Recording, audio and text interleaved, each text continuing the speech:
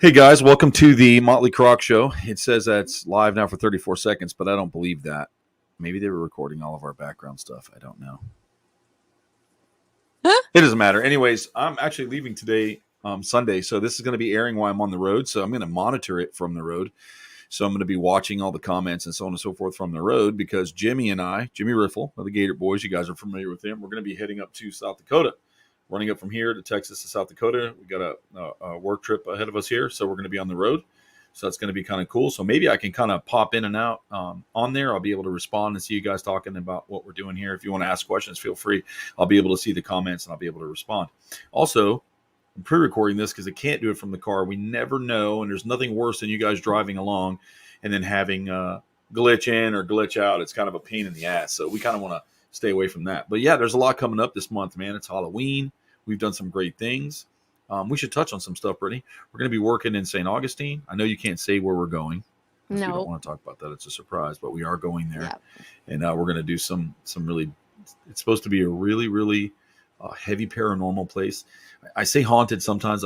Haunted could be anything, but there's a lot of activity that's undocumented that some is documented, some isn't. So we're going to definitely be doing that in St. Augustine coming up here soon. I think that's in a couple of weeks, right? The 16th, I think, 17th or something like that. Yeah, it's actually a week from Monday. We'll be up there. So a week from Monday. So we're going to be up in St. Augustine. It's going to be me and hopefully Jimmy and Michael Bodine, Psychic to the Stars, Marsha Pinucci from ABC7 and Animal Outtakes, her camera person, Brittany, and maybe another camera person, and of course myself. So we're going to be doing some dark tourism. It's going to be awesome. Yeah, I think it's going to be a good thing. There's a lot of really crazy things out there right now, and this is the month to do it in. You know, I mean, people are tuned in. That their spook radars are on, I guess, for lack of a better term, if you will. So I mean, that's kind of what I'm looking forward to doing. So, and so tell me what you think. We went to an event last night called Top Dog. Brittany and I went to an event for Marsha about Dante's Den, her dog rescue center. And I don't want to say rescue, sanctuary. She doesn't put those animals back out. They stay there forever. They live there forever. They have swimming pools and they get the shape of a dog bone. Yeah. And you guys should check it out. It's Dante's Den. It's in Mayaca City, Florida. Just Google it, Dante's Den, and take a look at it.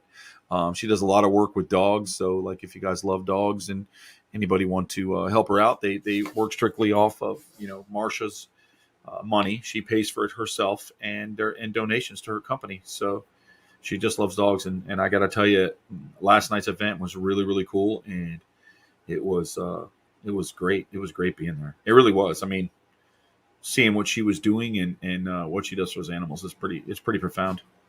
Yeah, and the video that they played there, I don't think a lot of people understand it until you visualize it, until you can actually see it. Or, for those that weren't there, what Troy and I witnessed was they did a projection video of 4 dogs that came from a rough lifestyle. And a tough path, and they used a voiceover talking as the dog. And so with that in mind, it's cool because it allows you to understand and feel for the animal in a different way that you wouldn't normally. And so watching it unfold and watching the energy of the room kind of then understand why Marsha's had the passion and desire to do this. It really helped ground you and helped you go, you look at Marsha and you go, I know why she's doing this. And I think what she's doing is an amazing thing. But then when you see these animals, you go, God, Marsha, you're giving all these dogs the life that they've deserved, the life that they've always wanted. And now even in their last, like some of those dogs, they were only going to have like 3 years max, maybe. But she's giving them that life that they didn't even know existed, or those dogs that were abused or mistreated. And so now they're getting care every single day. They get to swim every single day, and they're playing with other dogs just like them coming from the same rough road. And they get to go on this journey together. And then when it's their time to leave this earth, they've officially lived their best life in their times at Dante's Den. And so the efforts that she did last night and the fundraising and everything, it was just remarkable to see, and the care of the people there that came with their own pets. And it was just wonderful to be in that presence of good people like that. Yeah, There was a lot of people there, and you could really see that they love their animals. And what was interesting was we had Michael there, Michael Bodine. She brought Michael Bodine down. He was part of the event, really. And just to see, the room was quiet when it comes to this, because nobody really wants to acknowledge that they've experienced something, or they think they've experienced something, especially with anything of ghost or animal ghost or their loved ones or just strange things. The announcer made a comment that, he believes he has one in his garage because he'll be working on something. He'll drop a screw, and then it's all the way across the garage by the outside door next to the pool, and that just doesn't make sense to him. So he thinks there's a little bit of menacing there, or somebody that might have been there before just having some fun. But he made reference to that, and then it kind of warmed up the room, and then people started talking, and which is a people don't want to talk about that. They want to but I think everybody has certain experiences, and it's very it's always blown my mind that there'll be certain people that have these really strict beliefs in what they believe in, and there's really no proof of it, right? But they'll believe in it. But if you talk about something else, and we really don't know, we don't know. I don't know what's over there. I've never died. So, Right. but I do know that there is an energy, and you can take a science side. Energy runs the body. It's all electrodes firing and neurons, and it's an electric thing. And so just because you're in a particular vessel, if you take the battery out of your car, it's just not going to run. You can put your battery in another car. Well, it's that energy from that battery running that other car now. So, that energy goes somewhere. And so, it's either interdimensional or it's the others, whatever you want to say. But it was interesting to watch people start to come out and talk about that. And then they were like, well, I think my dad died, last year or whatever. And then he's watching our electric bill, and the light switch keeps getting turned off, and I have it on a timer. And I thought that was really interesting because that's funny. That's like a residual energy it's very possible that that's what's happening. Really. Yeah. And it was funny too, because it seemed like, so the one person was like daring enough to ask a question. And then all of a sudden it was like kind of everybody's looking around at each other. It was funny to watch people, because for me and for you, it's really not that uneasy of a topic to ask a ghostly question or have a paranormal experience. So, it was interesting to watch people that aren't so open or feel comfortable enough, I should say, to talk about it, sit there, and you can see their wheels turning in their head like, well, I have had experience, and should I talk about it, or am I going to be a crazy person? And so I think it was funny that after like the third person that asked a question about an experience that they had, or could it be my dog, then all of a sudden it was like, hey, I would like to chime into that person's, question with an answer for them, but also a question for me. And then all of a sudden you could tell people were interested in conversating about it, because there was an openness to the conversation and not a judging, like a judgment to it. So it was really interesting, because Michael, Troy, like he's this is what it is. And this is black as white. Like, I don't see anything different than this. And this is, if there's a dead guy there, he's there. And so it's funny for him. He's seen it all. He's done it all. He's been doing this 45 plus years. And so all of a sudden it's like these people have these questions, and he's just like, well, okay, here we go again. Let's talk about this. Don't feel so weird about asking a question like this, because it's normal. I hear this all the time. Let's talk about it, Right. And exactly. I do wish people would be a little bit more, I think more so now we are getting into an area in our own world that we're more open to hearing people having these experiences and what they've had to go through, more than we would have maybe even 20 years ago. It was very, it was a very touchy topic to bring up, or if you've seen something, people immediately did think, oh, they're a crazy person, or they, they're hallucinating, exactly. Or it's like, how much did you have to drink that night? And it's like, no, I swear I saw that person. But now it's like people are like, did you? Because, oh my God, let me tell you what happened to me the other night. I saw something out of the corner of my eye, and they're like, oh my God, I have the same thing. So I think it's wonderful that these conversations are happening, because they need to. Everybody's human, and 1 out of every 5 people have had an experience. So don't be so afraid to talk about it. Or more. Yeah. Michael made a very interesting thing when he said that he thinks everybody has it. They just don't know how to access it. And I think so. Granted, I'm a firm believer that not all people are created equal, because we're just not. We're just not. Everybody has a different gift or a different tool to bring to the table. There's some people who really, really, really lack common sense, and there's some people that have a lot of common sense. Book smart, not book smart. Street smart, not. So everybody's, when they say everybody's created equal, I don't think so. I think the brain works differently in every human being, pertaining to their DNA or their past lives, if you will, or whatever you want to call it, or spiritualism, whatever. Everything's different. There are leaders, and then there are followers, and there are laborers, and there are creative people. Like there are people that can come up with some beautiful artwork that some people just cannot do. I mean, they can try and try and try, but they can't. They don't have the ability to do that. So everybody has a really good ability. So everybody is not created equal to me as far as personality or creativity wise. Now, we're not talking about flesh and bones or digestive tracts, etc., color of skin or anything like that. I'm not referencing that. I'm talking about just your third eye or what your abilities are.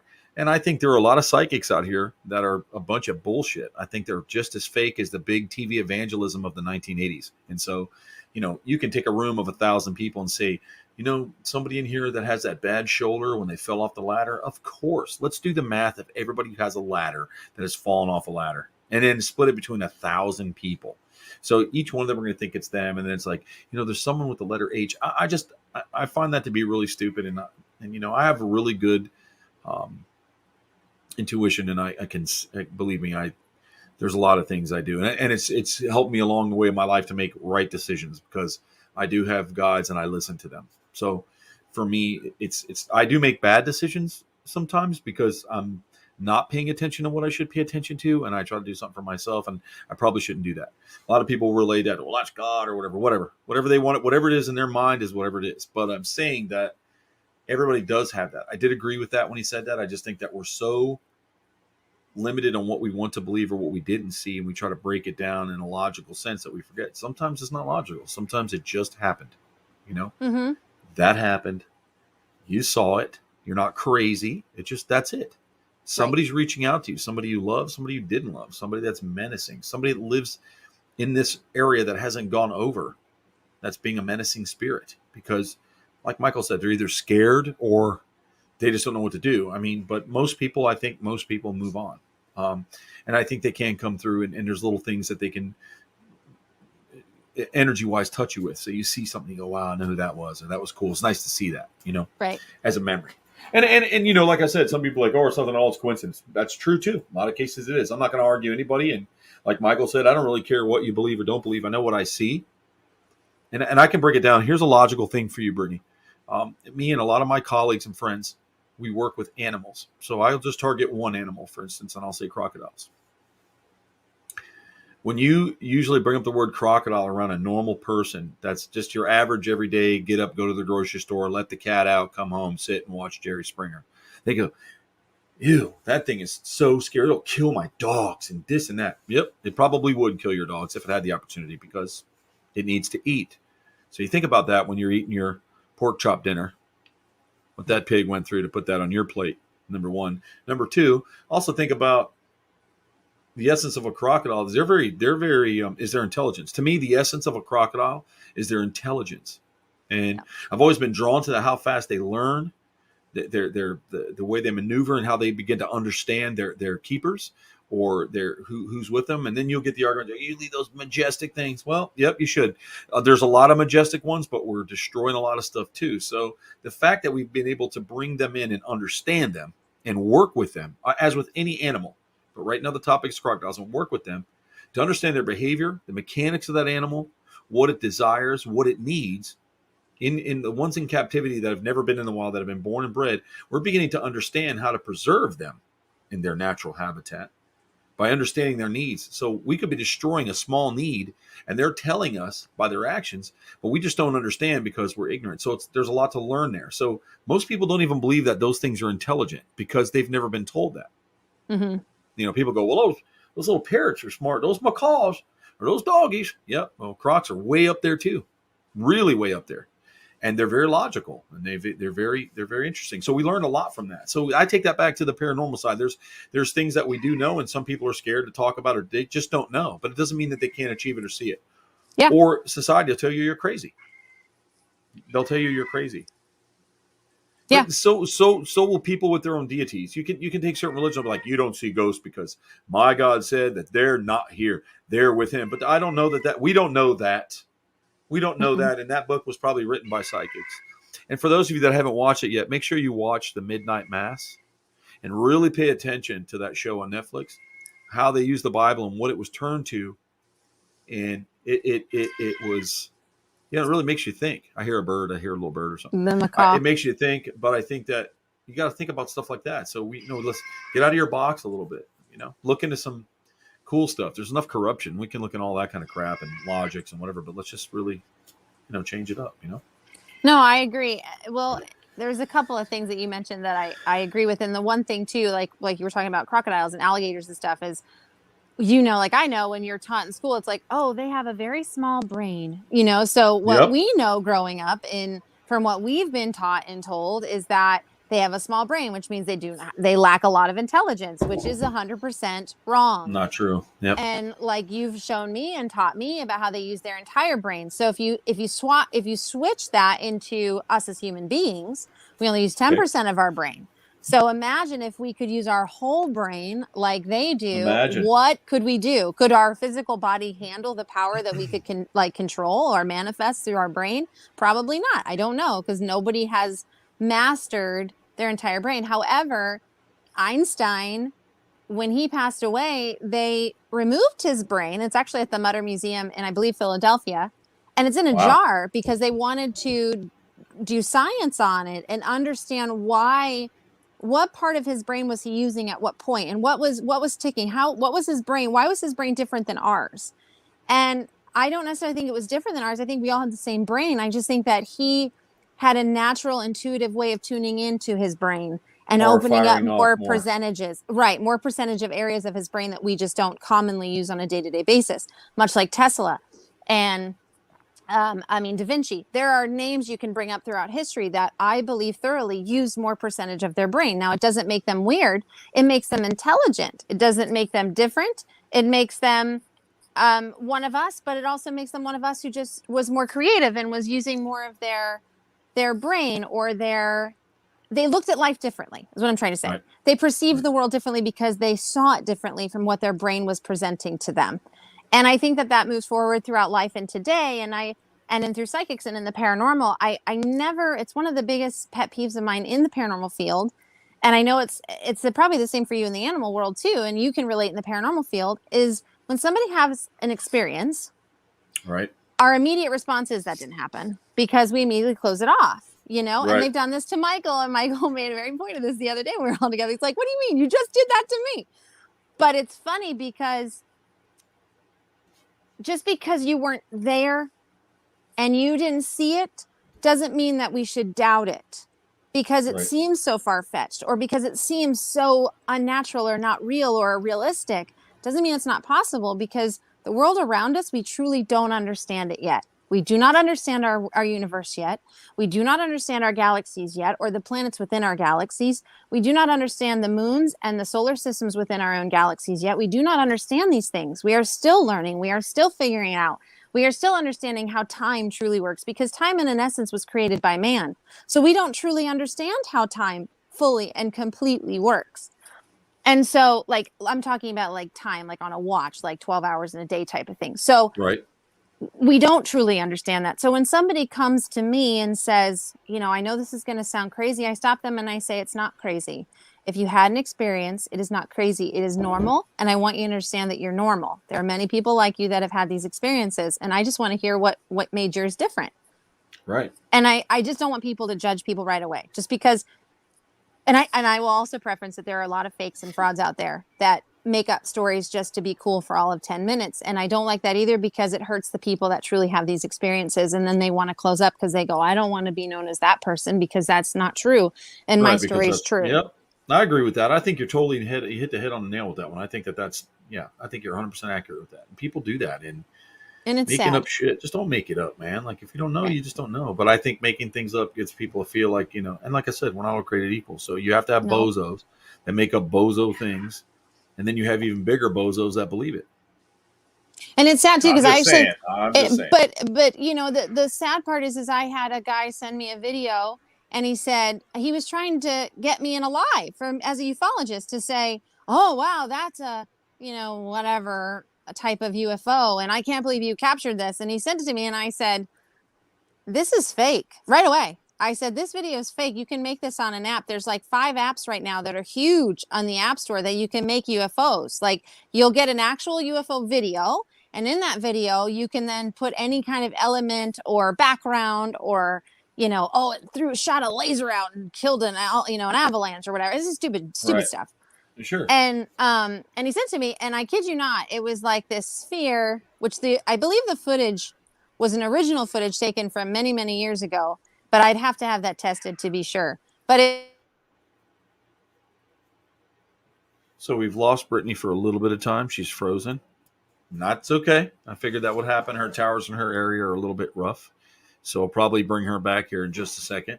So let me move her for a minute. We'll just go ahead and take her off. We'll remove her from the stream for a second. And then we'll make sure we bring her back on. It's probably just her signal. So she's going to have to come back as soon as she can.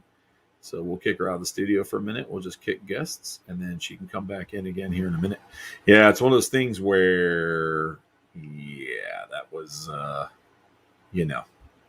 hopefully, let's see if we can, let's see here, bring her back on. I'll just resend her a link. There we go. All right. She's got another link to come back. So let's see here. We are back in business and bring her back to where we are. Okay. So hopefully she'll pop back in. We lost Brittany in the middle of a really good set and suit. Really kind of sucks. I don't know what's been going on lately. I've noticed that a lot of the towers and stuff and the signals, I'm hard lined in this time. But that doesn't mean anything, folks, because it still goes out all the time when we're trying to do stuff. So I apologize. This is pre-recorded, so we are doing a little bit of a different thing today, but just keeping it calm and talking. So, it's very mellow. But, I noticed outside that there was a little bit of weather. So who knows? Maybe where they are, we're 2 hours apart. She's over on the East Coast. I'm on the West Coast. There could be a storm over there, anything going on. I do like to keep things going. So feel free while we're doing this. Oh, I think I hear her coming back. Hold on one second. I think we've got her, and we are going to bump her back in. Booyaka. What happened, kid? My phone, I don't understand why, which again, this is the weird stuff, but my phone literally just told me that it had overheated and it needed to cool down. So it shut down. Wow. Do you have your screen up really high? No. I turned all that down once we came in. There you go again. You're glitching. Outside. You're glitching a little bit, but that's okay. I understand. There back? might be something going on out there. Yeah, you're back, but you were glitching. I was just saying, we lost you, but it's. Yeah, no, my phone. I literally just stuck it in the freezer, and it cooled it back, and it was like, oh, it's back to normal. I've only had that happen once, and it was at the beach, but not inside the house. That's really in an air-conditioned room. Yeah, I'm sorry. To me, that's a little odd. I've never had it happen in a house in an air-conditioned room. And it's cool in here. That's really strange. Yeah, that's really strange. So it's probably because I was talking about this UFO and I'm tapped. But whatever. I hope not. I don't want them to find you hanging in your closet. That's another thing. And there's so much other weird stuff going on. I don't know if you guys have been watching American Horror Story. Okay, so what's interesting to me about it, for those of you that have watched it, I don't want to spoil it, so then just log off for a minute. But anyways. Spoiler alert. The first one took part about drinking blood and stuff. And, we were watching, Kitty and I were watching, like, wow, man, Then it's about aliens. The second part of it is about aliens and how they made a treaty without us knowing about it. Richard Nixon knew. And then they were filming like John F. Kennedy, and they said, he doesn't have any balls. He's a fucking blah, blah, blah. They were mad. Then it shows Kennedy in bed with Marilyn telling her about it and how he could only tell her because he couldn't tell Jackie, and it was a big deal. And she was found dead shortly after. Now, I'm not telling you guys to go run and believe all this, because I'm not saying that. Anything can be twisted into anything. However, they made it seem like in the 1950s when we had a crash that there was one being that came down and was like, our world is dying. We're taking yours, and you're going to do treaty with us. You're going to help us, blah, blah, blah. And they had a lot of power, but they were limited on their resources. They needed ours, and they weren't trying to be. They would take us if they had to, but they were trying to be understanding of life. They were trying to preserve life. So definitely, it's really. I know there's more episodes. I'm caught up to the most final one right now, but make sure you guys check that out too. If you like that paranormal stuff, that weirdness and blood drinking, and and it goes into where not everybody's created equal, and if you drink this, you take this pill, and you're that kind of, you turn into this blood-sucking, disgusting thing, or you become super creative and you're like a superpower. So it was like different entity. It was really wild. You guys, you should definitely check it out. I try to watch that to those types of things just to see how they are. And I got to say, sometimes I got to turn them off because it gets to be too much. And you're like, man, I don't even want to think about that garbage right now. Let's turn on let's turn on some comedy, or like, Golden Girls. That's my Yeah, go-to. that's the Golden Girls. That's my Turn it on. It's go-to. just funny. Betty White's awesome. You can Yeah. watch her, and that's fun. It kind of takes that, it clears your mind, and I think that. And I do like the Goldbergs. That's a funny series That's too, a because great it all takes series. place as growing up in the '80s, and 3 episodes have just come out now again. So I'm watching. I just caught up. So they finally released. They're releasing it and stuff, and that type of stuff is great as well. But those are those go-to things that are pretty fun. I mean, I would say so. But definitely check some stuff out like that too, and then and look and make it applicable the way things are. It's weird. You I don't want think to think like that, but I think some of it's far fetched, and I think some of it's accurate. I think it's If you believe interesting. everything, I mean, I think it's interesting that they touched on that, because that's actually that there is some partial truth to that in the theories behind that, because there is known documents that that have been passed down, and I don't quote me if I can't remember if it was Roosevelt or Nixon. I don't remember, so don't quote me exactly on who it was exactly. right. But his daughter and granddaughter, I believe his daughter's granddaughter, I believe granddaughter came forward mentioning all of this on a recent TV show. So that it was true that there was a treaty with an alien race that are living basically in the mountain base, that are using us and our DNA for, and you can guys, and those of you that are listening, you can Google it. It's all over the place. It's actually on an episode of UFO Witness if you want to watch it with my production partner, Ben. They investigated this claim because it's fascinating. And there is a theory that Marilyn Monroe, not only, of course, the conspiracy of the relationship with the Kennedys, but that there's a theory out there that she actually knew about a lot of the stuff on the extraterrestrial side, and she should not have known about it. So it's interesting that they talked on that, because some of the stuff that they're talking about is stuff that I had researched and was talked to about and knew about. Just as much as a lot of people don't know that Neil Armstrong and J. Allen Hynek were actually very good friends.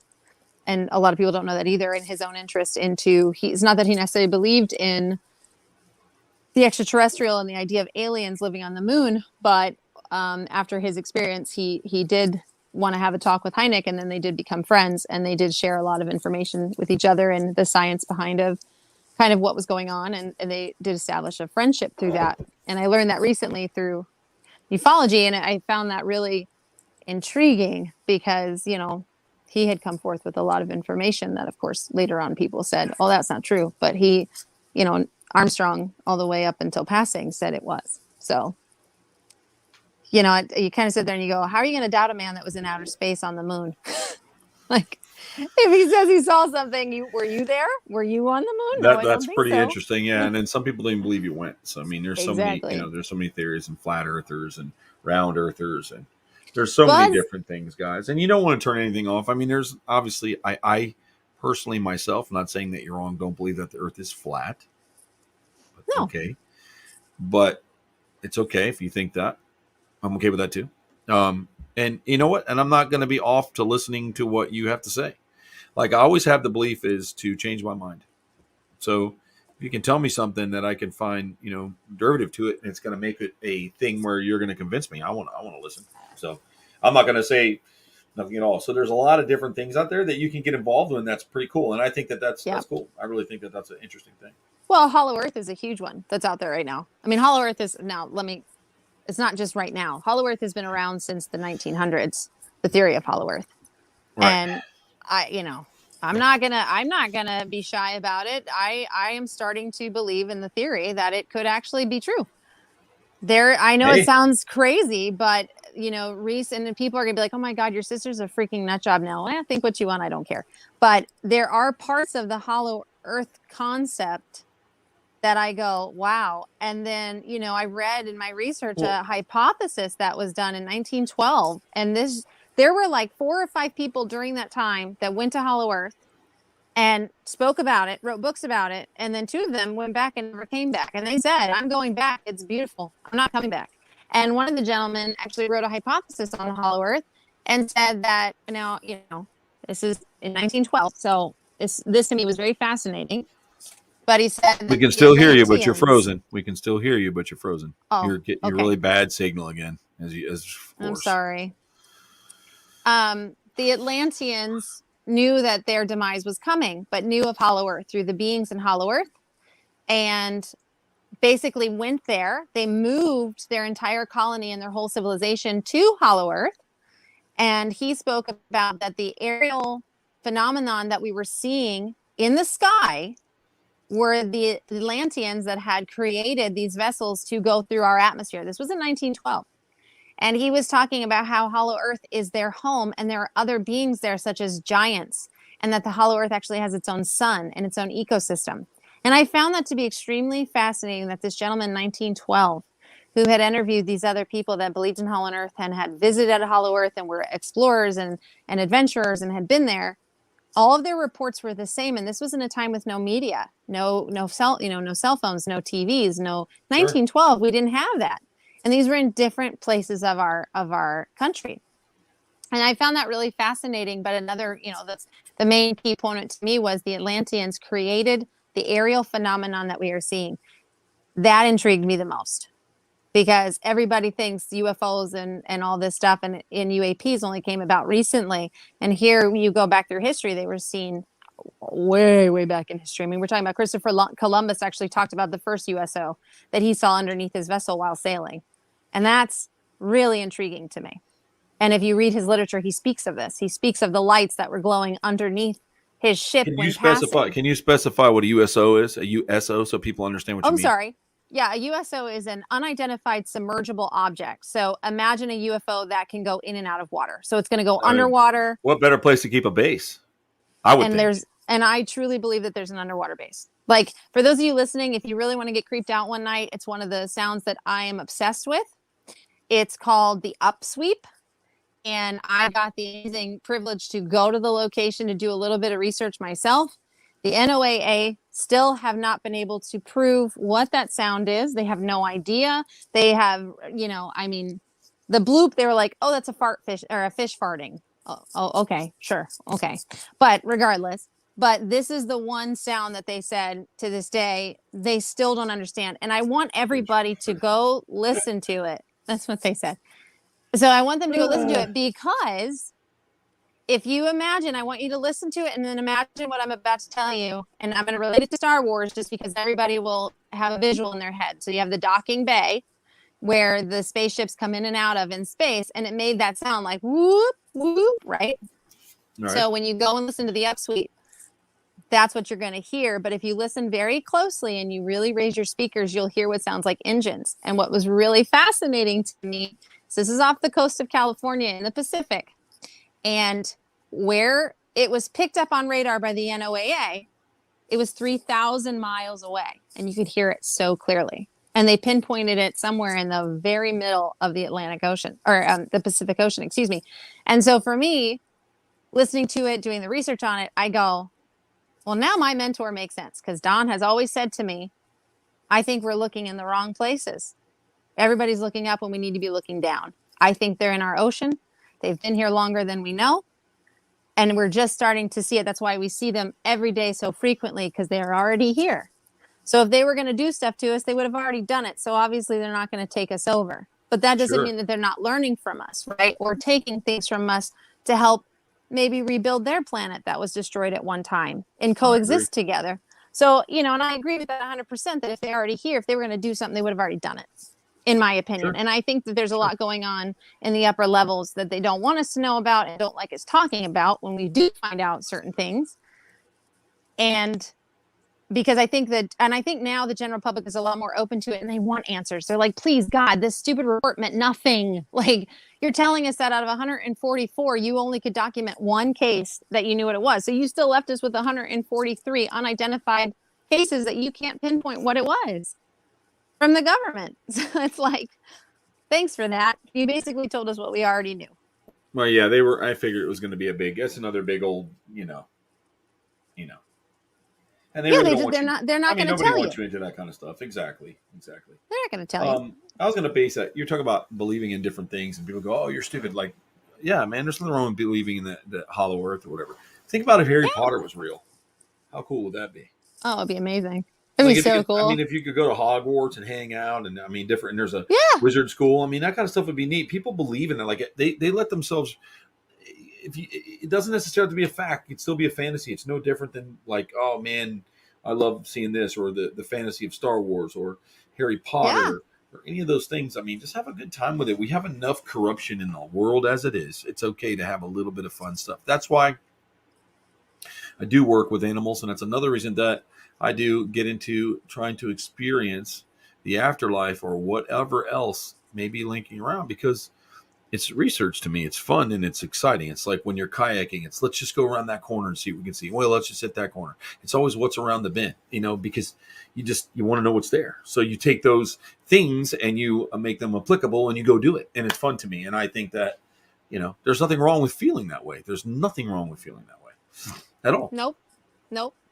And So honestly, it's minds like that want to think out of the box. It's minds like that want to take it the next step, to research and investigate and hear, that allows us the opportunity to get further ahead in science, further ahead in creative, further ahead in discovering new things, or discovering things that are going to help us advance as a civilization. Without those creative ways of thinking, or without the smushing down of our thought process, we're able to creatively gather our thoughts and with other creative people. And I mean, look at Elon Musk. That's a creative mind that because of him, we're going. He knows a lot more than he leads on. I can tell you. Absolutely. He has to. I mean, he has to. But he's brilliant. And he knows that if we continue on the path that we're doing, we're going to damage our earth.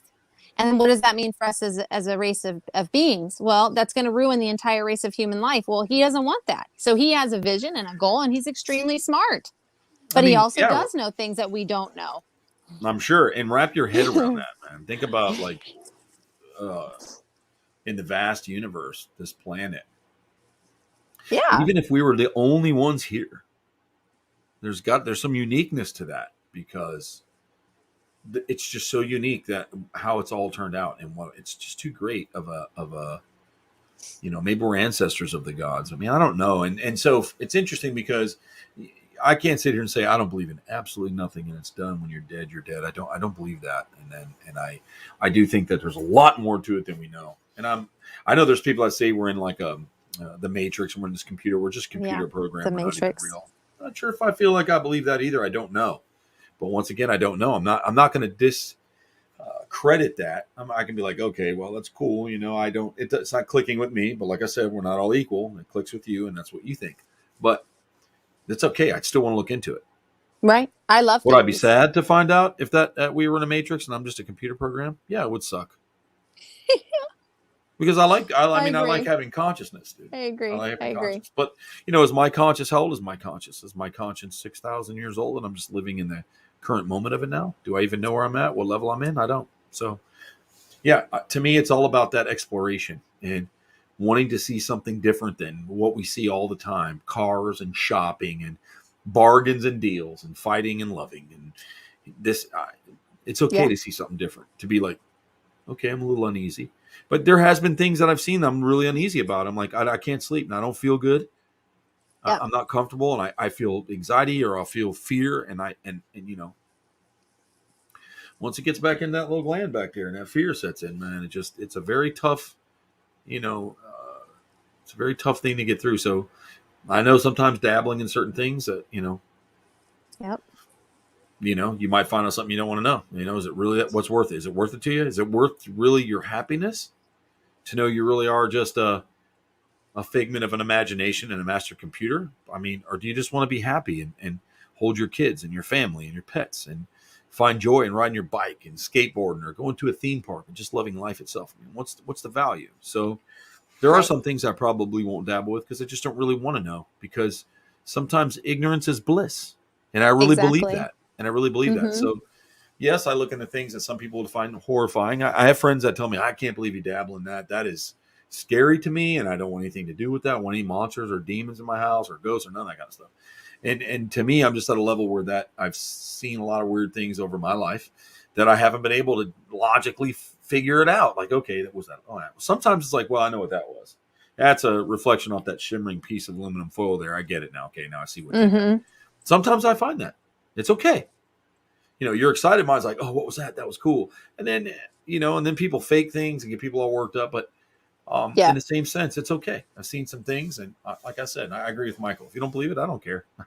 I really don't care. You can believe whatever and do whatever you want. It doesn't matter. I'm not going to try to make you see something. But if I find something that has some interesting evidence to it, I will share it with somebody who has a very blanked out mind. I will, because you know they will give you. They're going to look at avenues. Maybe someone who super believes wouldn't. You have like the Matt Moneymakers that everything is what it is. That bear shit right there is Bigfoot shit. That's how he is. He's just like that. So, and then you have people that are all the way over here like, no, well, what could have happened is, when the sun hits this a certain way and you get the dew point, I mean, there's science. So you're going to get people to break things down. So I like to try. Sometimes I get a little either way. I do. But sometimes I like to try to balance in that middle because, I don't necessarily think that there's Bigfoots running around in the dimension that we think there are, that some people think they are, like they're big monkeys that live in the woods. They could be an interdimensional creature. But do I want to see one? Absolutely. I absolutely want to see one. I don't want to take away, like I know Brittany believes in Bigfoot big time. I know a lot of people that do, like they're there. I don't care what you say. I know this. And they might have a connection that I don't have. I don't see it that way. But that doesn't mean I don't want to see it and I'm not interested in going to investigation. Well, I would love to see something crazy. And I have. I mean, we lived in Colorado a short time, and I was a lot older than Brittany at the time while we were living there. And I saw some things I really can't explain in the woods. I'll be honest with you. I mean, sounds, bipedal walking, yes, I was far away. Could it have been a bear? Sure. But I don't know.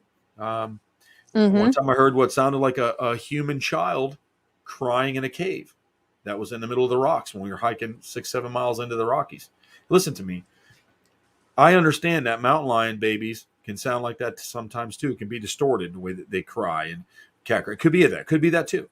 But it didn't sound that way to me, and it was interesting. And there was some scary things happening. One time, more than once actually, I felt like I was being really ran down by something other than a mountain lion, and I got a little startled. Yeah. And I know I ran a full mile without even looking back, like so scared. I know that I ran that full mile. I didn't even think. I don't know how my legs did it, and I didn't faint. But you run off adrenaline and you're just pure adrenaline right there, man. And you're bursting your testosterone. Yeah. You're like, fuck. And you've got that fear chemical. And I mean, that's so I guess what I'm trying to say is it's okay, man. It's okay to think and be outside the box and have a little fun, because it comes down to that. It comes down to where you got to do it. I mean, there's enough negative stuff. You got to do it. It's okay. Have some fun. I think that's the key factor that a lot of people forget is like, yes, be safe in what you're doing. If you're going to, research the paranormal or investigate the paranormal, obviously be safe. I don't care at the end of the day if you don't believe what I've seen.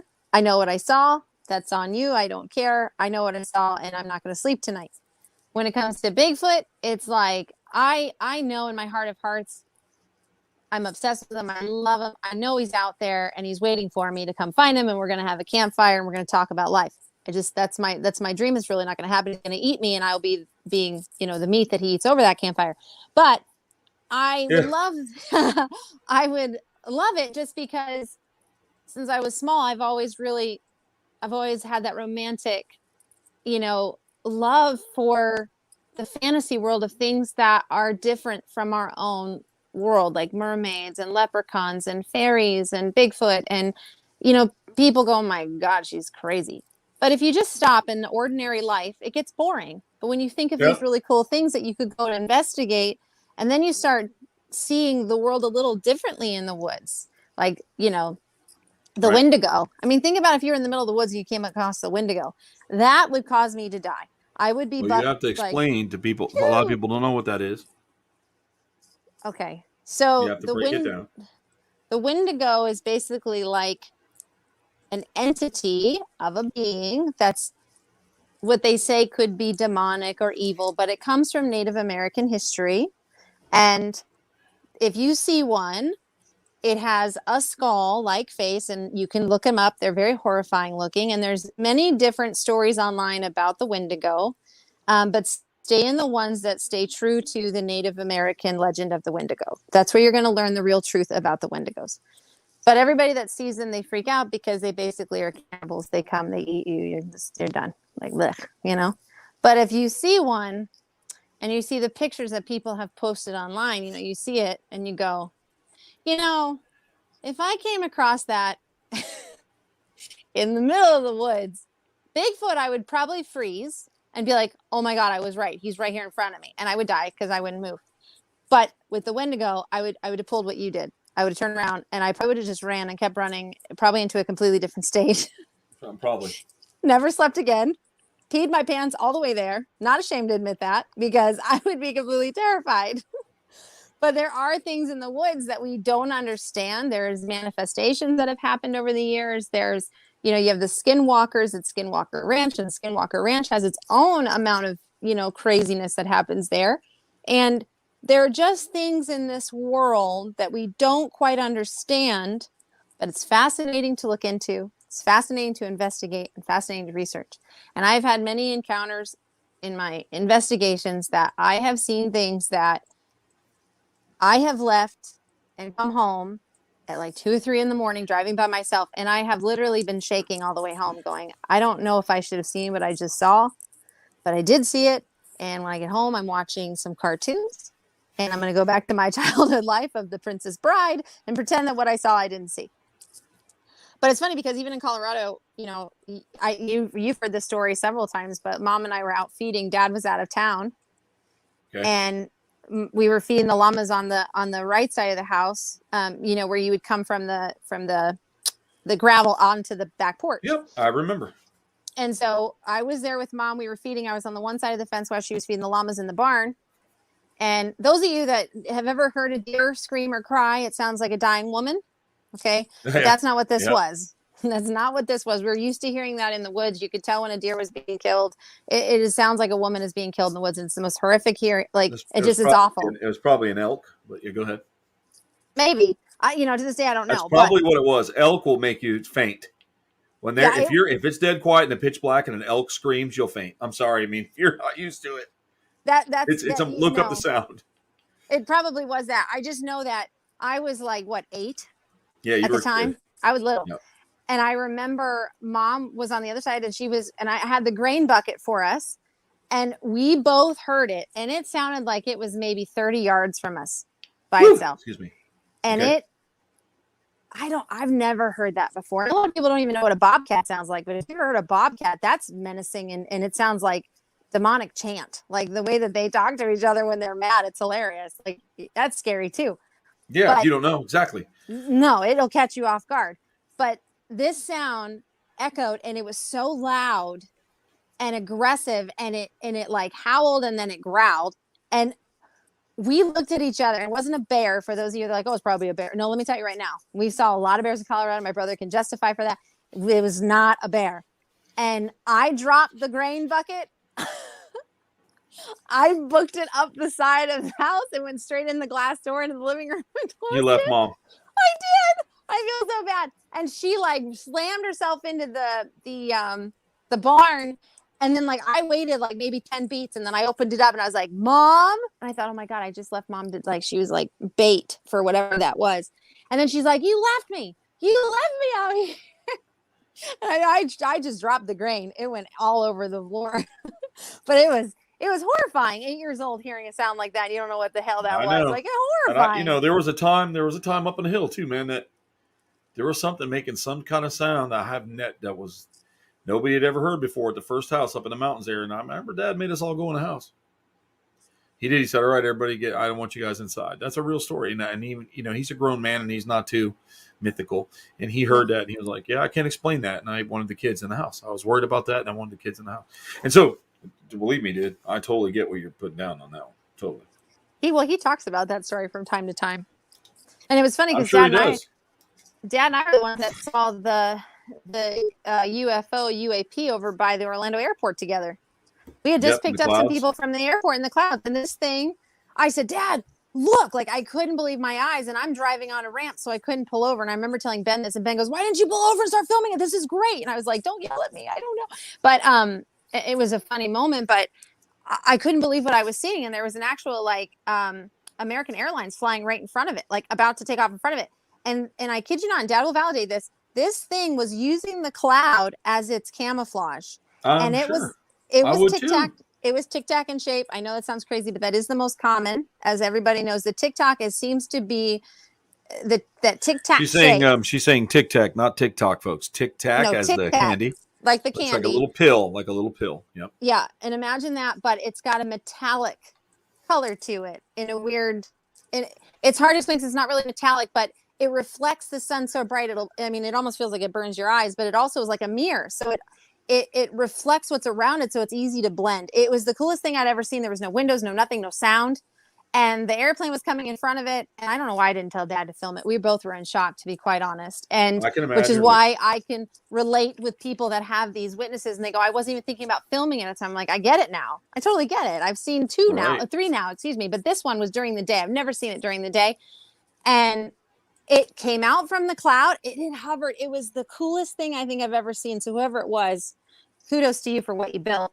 But it like came out of the clouds, and it's whoever was in the airplane, if they were looking over, they just probably died of a heart attack. And it came out, and then as soon as the aircraft got close to it, it went and it just literally hovered back in the clouds and it disappeared. It was literally using the cloud as it's disguised. I mentioned this. I've mentioned this before. I've talked about this on one of the other shows, and I remember people giving me a hard time, like, well, how much were you smoking? Yes, I'm an avid. I do like smoking weed. I love it. Right now I'm not smoking, and I'm pretty coherent. I can remember. I was driving. I don't do it when I'm out driving around and stuff. It's just not something I do. I don't take the risks, because it's just not worth it. And I don't want to hurt myself or somebody else. It's not worth it. So I was talking to a dad, once again, my father, and we were talking, and I said, Dad, this airplane just disappeared. I was looking at a plane in the blue sky. I was sitting in traffic on I-4. And it was up in front of me, and it was just there, and then it wasn't. And I'm like, okay, did I look away for a minute? And I'm looking all over the place. Like, oh, my God, what the hell just happened? What is going on? Like, if to this day, if I think about it, it gives me anxiety because it disappeared. So I went online, I looked, and there's things where, like, airplanes are just frozen in the fucking sky. Yeah, you're not alone. It's frozen. A big thing that's people are seeing it now. Let's face it, right? Airplanes haven't been. They're not. What's the word? They don't. When they're up in the sky, they look the same. They could look the same from 1970 to 1990 to 2020. I mean, unless you're up on them, you really can't see them. So I don't know. Did it hit a dimension? How far does the Bermuda Triangle cross when it comes through Florida? Because it does.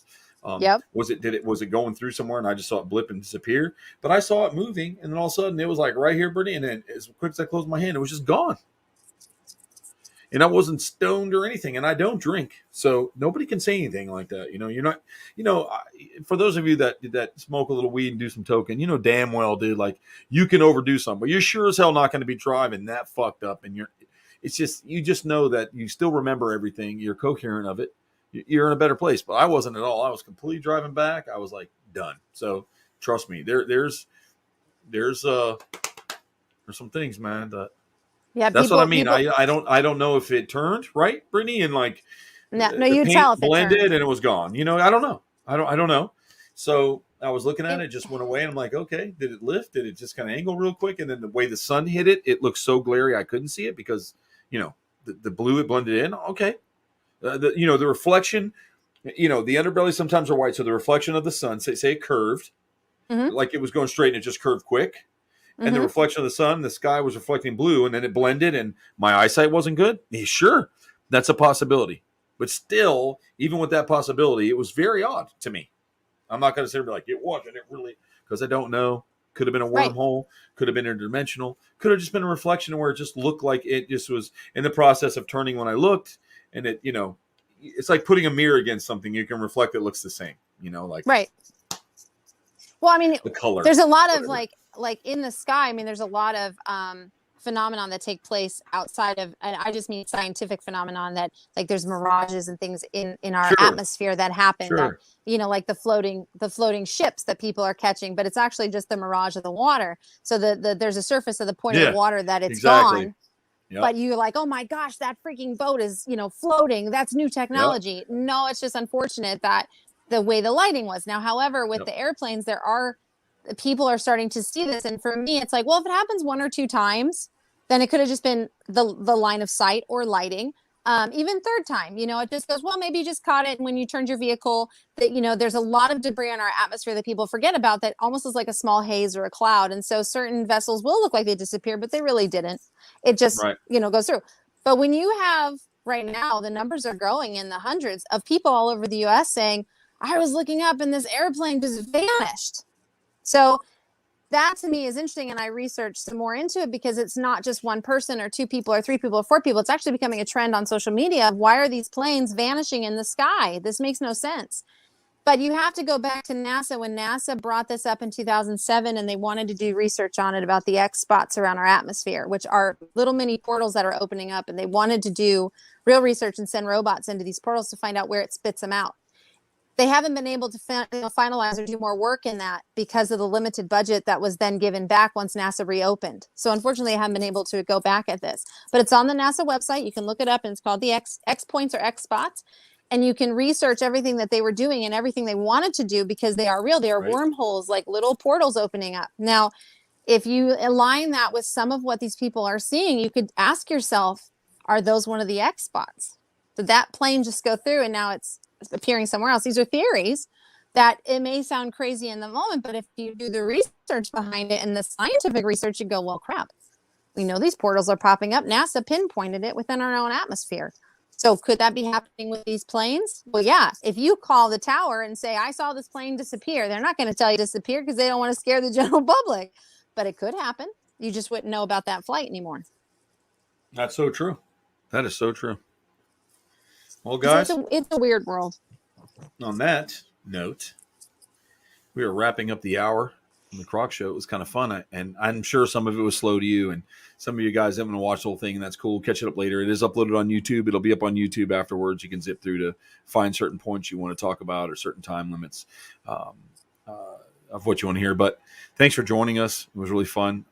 Hopefully, I've responded to all the comments as much as I could because, like I said, at this time, I'm with Jimmy and we're on the road. I know it's weird. Ooh, it's dimensional.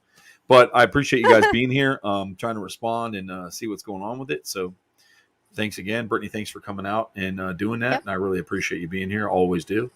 And I'm going to go ahead and end the broadcast. And I want to tell everybody once again. Tell everybody. I want to tell everybody once again, thank you for joining us and keep up some stuff. We're going to be doing some really good filming. We got some show stuff we're working for. And keep an eye on WTF. Troy and I will go live in St. Augustine and say hi to everybody. So keep an eye. I'll let everybody know when we do that. We'll do that too. We'll definitely do that too. And we'll do that. So keep checking us out and having fun. And we're going to try to keep updating. Things are slow now, but believe me, they'll get a little better. We've got a lot of stuff coming up and there's more I want to talk about. I can't, but there's more I'd like to talk about. I just can't. And when I can, it's going to be pretty fun. So at the end of the day, we appreciate you joining us. Thanks for joining us on the Motley Croc Show. So keep rocking out with your Croc out.